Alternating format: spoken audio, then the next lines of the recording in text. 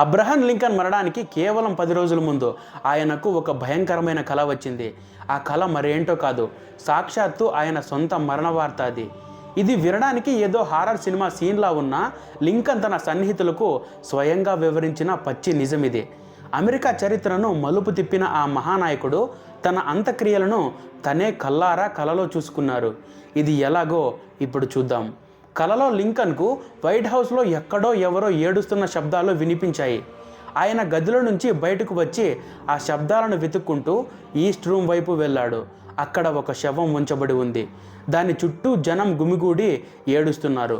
ఆ శవం ముఖం ఒక వస్త్రంతో కప్పబడి ఉంది. ఆశ్చర్యపోయిన లింకన్ అక్కడే ఉన్న ఒక సైనికుడిని అడిగారు, వైట్ హౌస్లో ఎవరు చనిపోయారు అని. ఆ సైనికుడు కన్నీళ్లతో ఇచ్చిన సమాధానం ఏంటో తెలుసా? మా అధ్యక్షుడు అబ్రహం లింకన్ చనిపోయాడు అని. ఆయనను ఎవరో కాల్చి చంపేశారు. ఆ మాట వినగానే లింకన్ ఉలిక్కిన పడి నిద్రలేచాడు. ఆ కల ఆయనను ఎంతగా భయపెట్టిందంటే ఆ విషయాన్ని తన భార్య మేరీకి మరియు తన ఫ్రెండ్ వార్డ్ హిల్కు వివరించారు. సరిగ్గా 10 రోజుల తర్వాత, అంటే ఏప్రిల్ 14, 1865న ఫోర్డ్ థియేటర్లోని జాన్ విల్కేస్ బూత్ అనే వ్యక్తి లింకన్ను వెనుక నుండి కాల్చి చంపాడు. ఆయన కలలో చూసినట్లుగానే ఆయన మృతదేహాన్ని వైట్ హౌస్లోనే అదే ఈస్ట్ రూమ్లో ఉంచారు. లింకన్ చూసిన ఆ కల కేవలం ఒక యాదృచ్ఛికమా లేక ఆయనకు తన చావు ముందే తెలుసా అనేది నేటికి ఒక పెద్ద మిస్టరీగానే మిగిలిపోయింది. ఒక దేశాధ్యక్షుడు తన సొంత మరణాన్ని 10 రోజుల ముందే కల్లారా చూడడం అనేది చరిత్రలో అత్యంత వింతైన మరియు భయంకరమైన సంఘటనల్లో ఒకటి. జూన్ 1915లో జరిగిన ఈ సంఘటన మనిషికి చావు ఎప్పుడు వస్తుందో ఎవరూ ఊహించలేరని చెప్పడానికి ఒక నిలువైన సాక్ష్యం. 30 ఏళ్ల ఎస్సీ డన్బార్ అనే మహిళ తీవ్రమైన ఫిట్స్ రావడంతో స్పృహ కోల్పోయింది. వైద్యులు ఆమెను పరీక్షించి శ్వాస ఆడడం లేదని నిర్ధారించి ఆమె చనిపోయిందని ప్రకటించారు. అప్పటి రోజుల్లో మరణాన్ని ధృవీకరించడానికి ఇప్పుడున్నంత టెక్నాలజీ లేదు. కాబట్టి ఆమెను ఖననం చేయడానికి ఏర్పాట్లు జరిగాయి. అప్పుడే ఒక విచిత్రం జరిగింది. ఈమె సోదరి ఊరికి దూరంగా ఉండడం వల్ల సమయానికి రాలేకపోయింది.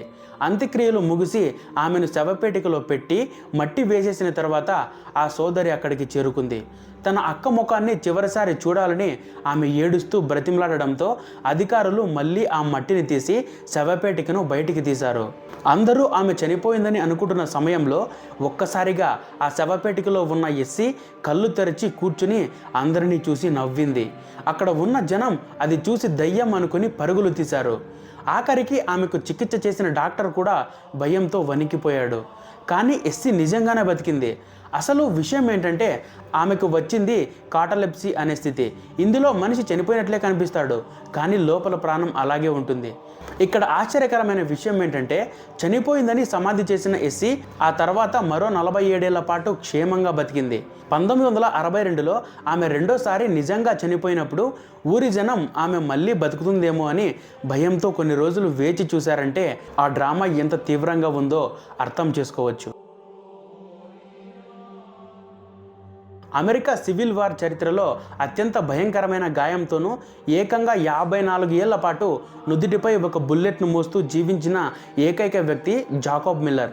1863లో జరిగిన ప్రఖ్యాత చిక్కమోగ యుద్ధంలో ఒక బుల్లెట్ నేరుగా వచ్చి ఆయన నుదుటి మధ్యలో దూసుకుపోయింది.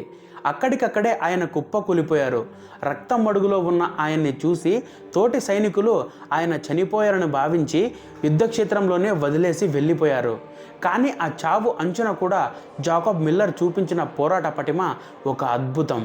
దీని వెనుక ఉన్న అసలు కథ ఏంటంటే శత్రువుల చేతికి చిక్కకూడదని ఆ బుల్లెట్ గాయంతోనే కళ్ళు సరిగ్గా కనిపించకపోయినా ఒక కర్ర సాయంతో మైళ్ళ దూరం నడిచి తన సేనలను చేరుకున్నారు. వైద్యులు ఆ గాయాన్ని చూసి షాక్ అయ్యారు. అప్పట్లో మెదడుకు అంత దగ్గరగా ఉన్న బుల్లెట్ను తీయడం ప్రాణాపాయమని భావించి అలాగే వదిలేశారు. ఆశ్చర్యకరమైన విషయం ఏంటంటే ఆ బుల్లెట్ ఆయన నుదుటిలోనే ఉండిపోయింది. ఆ తర్వాత కొన్ని దశాబ్దాల పాటు ఈయన తల తిప్పినప్పుడల్లా ఆ బుల్లెట్ ముక్కలు నెమ్మదిగా బయటికి వచ్చేవి. జాకోబ్ మిల్లర్ తన 78 ఏళ్ల వయసు వరకు జీవించారు. ఆయన చనిపోయే సమయానికి కూడా ఆయన నుదుటిపై ఆ బుల్లెట్ తగిలిన రంధ్రం స్పష్టంగా కనిపించేది. నా తల మీద ఒక మచ్చ ఉంది, అది నా దేశం కోసం నేను పడ్డ కష్టానికి గుర్తు అని ఆయన గర్వంగా చెప్పుకునేవారు. ఒక మనిషి మెదడుకు అంత దగ్గరగా బుల్లెట్ తగిలిన అర శతాబ్ద కాలం పాటు ఆ నొప్పిని భరిస్తూ జీవించడం అనేది వైద్య శాస్త్రానికి ఒక పెద్ద సవాలుగా నిలిచింది. యుద్ధం ఎంత క్రూరమైనదో, మనిషి ప్రాణం ఎంత మొండిదో చెప్పడానికి జాకబ్ మిల్లర్ ఒక నిలువెత్తు సాక్ష్యం అండి. ప్రకృతి కొన్నిసార్లు ఊహకందని వింతలను మన కళ్ళ ముందు ఉంచుతుంది. కానీ లీనా మదీనా కథ మాత్రం వైద్యశాస్త్ర చరిత్రలో అత్యంత దిగ్భ్రాంతికరమైన మరియు నమ్మశక్యం కాని అధ్యాయం. 1939లో పెరు దేశానికి చెందిన ఈ 5 ఏళ్ల చిన్నారి ఒక బిడ్డకు జన్మనిచ్చి ప్రపంచంలోనే అతి పిన్న వయస్కురాలైన తల్లిగా రికార్డు సృష్టించింది. ఇది వినడానికి ఏదో కల్పిత కథలు అనిపించవచ్చు, కానీ ఇది పక్కా ఆధారాలతో నిరూపించబడిన పచ్చి నిజం.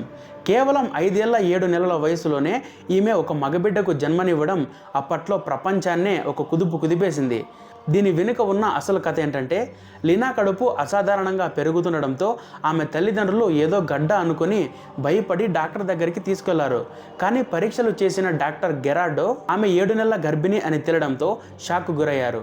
5 ఏళ్ల వయసులోనే ఆమెకు ప్రీ కోరియస్ ప్యూబర్టీ అనే అత్యంత అరుదైన పరిస్థితి రావడం వల్ల ఆమె శరీరం ముందే పరిణితి చెందింది. 1939 మే 14న సిజేరియన్ ఆపరేషన్ ద్వారా ఆమెకు 2.7 కిలోల బరువున్న ఆరోగ్యకరమైన మగబిడ్డకు జన్మనిచ్చింది. ఆ బిడ్డకు ఆమెకు చికిత్స చేసిన డాక్టర్ పేరే గెరార్డో అని పెట్టారు. అయితే ఈ కథలో అత్యంత రహస్యమైన మరియు చీకటి కోణం ఏంటంటే, ఆ చిన్నారిని గర్భవతిని చేసింది ఎవరు? లీనా తండ్రిని పోలీసులు అరెస్టు చేసినా తగిన ఆధారాలు లేకపోవడం వల్ల వదిలేశారు. లీనా కూడా ఈ విషయం గురించి ఎప్పుడూ నోరు విప్పలేదు. ఆమె కొడుకు గెరార్డో లీనాను తన అక్క అని అనుకుంటూనే పెరిగాడు. 10 ఏళ్ల వయసు వచ్చాక కానీ ఆమె తన తల్లి అని అతడికి తెలియలేదు. అది 1923వ సంవత్సరం. అమెరికాలోని ఒరేగాన్ రాష్ట్రానికి చెందిన బ్రేజియర్ అనే కుటుంబం తమ 2 ఏళ్ల పెంపుడు కుక్క బాబీతో కలిసి సుమారు 2500 మైళ్ళ దూరంలో ఉన్న ఇండియానా రాష్ట్రానికి వెళ్లారు. అక్కడ అనుకోకుండా బాబీ ఇతర కుక్కల దాడికి భయపడి పారిపోయి తప్పిపోయింది. ఆ కుటుంబం రోజుల తరబడి వెతికినా ఫలితం లేకపోయింది. చివరికి గుండె భారంతో తమ ప్రాణప్రదమైన బాబీని అక్కడే వదిలేసి తిరిగి ఒరేగాన్కు చేరుకున్నారు. కానీ ఆ తర్వాతే ప్రపంచాన్ని ఆశ్చర్యపరిచే అద్భుతం జరిగింది. సరిగ్గా 6 నెలల తర్వాత 1924 ఫిబ్రవరిలో ఎముకలు కొరికే చలిలో ఒరేగాన్లోని ఆ ఇంటి తలుపు ముందు ఒక కృషించిపోయిన బురదతో నిండిపోయిన కుక్క ఇంటి ముందర నిలబడి ఉంది. అది మరెవరో కాదు, సాక్షాత్తు బాబీయే. ఏ మ్యాపు లేదు, ఎవరూ దారి చూపలేదు. కేవలం తన యజమానుల మీద ఉన్న ప్రేమతో బాబీ ఇండియానా నుండి ఒరేగాన్ వరకు సుమారు 2500 నుంచి 2800 మైళ్ళు, అంటే దాదాపు 4000 కిలోమీటర్ల ప్రయాణాన్ని ఒంటరిగా పూర్తి చేసింది. ఈ ప్రయాణంలో బాబీ భయంకరమైన ఎడారులు, నదులు మరియు మంచుతో నిండిన రాకీ పర్వతాలను దాటుకుంటూ వచ్చింది. దాని కాళ్ళ గోళ్ళు అరిగిపోయి ఎముకలు బయటకు కనిపిస్తున్న ఆ విరక్తి లేని ప్రయాణాన్ని ఆపలేదు. ఈ విషయం తెలియగానే అమెరికా మొత్తం బాబీకి బ్రహ్మరథం పట్టింది. మేయర్ స్వయంగా దాన్ని సన్మానించి నగర తాళం చెవులను బహుమతిగా ఇచ్చారు. ఒక కుక్క తన యజమానుల కోసం ఖండాంతరాలను దాటి రావడం అనేది మూగజీవాల నిష్కల్మషమైన ప్రేమకు ఒక తిరుగులేని నిదర్శనం. చైనాలో ప్రాచీన కాలంలో నేరస్తుల మెడలో చెక్క పలక వేసి శిక్షించే పద్ధతిని క్యాంగ్ లేదా చైనీస్ భాషలో జియా అని పిలిచేవారు. ఇది కేవలం శారీరక శిక్ష మాత్రమే కాదు, నేరస్తుడిని మానసికంగా కుంగదీసే ఒక బహిరంగ అవమానం లాంటిది. ఈ శిక్ష వెనుక ఉన్న నిజాలు ఏంటంటే, అది ఒక భారీ చెక్క చట్రం. ఇది 2 భాగాలుగా ఉండి నేరస్తుడి మెడ చుట్టూ పెట్టి బిగించి సీలు వేస్తారు. దీని బరువు 5 నుండి 45 కిలోల వరకు ఉంటుంది. నేరం తీవ్రతను బట్టి ఆ పలక బరువును నిర్ణయించేవారు. దీనిని ధరించిన నేరస్తుడు తన చేతులతో కనీసం తన నోటిని కూడా తాకలేడు. అంటే ఎవరైనా దయతలిచి అన్నం పెడితేనే అతను బ్రతకగలడు, లేదంటే ఆకలితో అలమటించాల్సిందే. ఈ శిక్షలోని అసలైన క్రూరత్వం ఎక్కడ ఉందంటే, ఈ చెక్క పలకపై నేరస్తుడి పేరు, అతడు చేసిన నేరం మరియు శిక్షాకాలం రాసి ఉంటాయి. ఆ పలకతోనే అతడు ఊరి నడిబొడ్డున లేదా రద్దీగా ఉండే మార్కెట్లో నిలబడాలి. వెళ్ళే వారంతా అతడిని చూసి ఈసరించుకుంటారు. ఇది ఒక పోర్టబుల్ జైలు లాంటిదండి. దొంగతనం, అప్పులు తీర్చుకుపోవడం లేదా చిన్న చిన్న నేరాలు చేసిన వారికి కొన్ని రోజుల నుండి నెలల వరకు ఈ శిక్షను అమలు చేస్తారు. మరో భయంకరమైన విషయం ఏంటంటే, ఈ క్యాంగ్ పలకను కొన్నిసార్లు ఒక ఎత్తైన బోనుపై పెట్టేవారు. నేరస్తుడి పాదాలు నేలకు సరిగ్గా అందకుండా ఉండడం వల్ల ఆ పలక బరువు మొత్తం మెడ మీద పడి అతను నెమ్మదిగా ఉరిపడి చనిపోయేవాడు. 1912లో చైనాలో రాజరికం అంతమయ్యాక ఈ క్రూరమైన శిక్షను అధికారికంగా నిషేధించారు. నేడు ఇది కేవలం మ్యూజియాల్లోనూ మరియు చరిత్ర పుస్తకాల్లో ఒక నల్లటి అధ్యాయంగా మిగిలిపోయింది.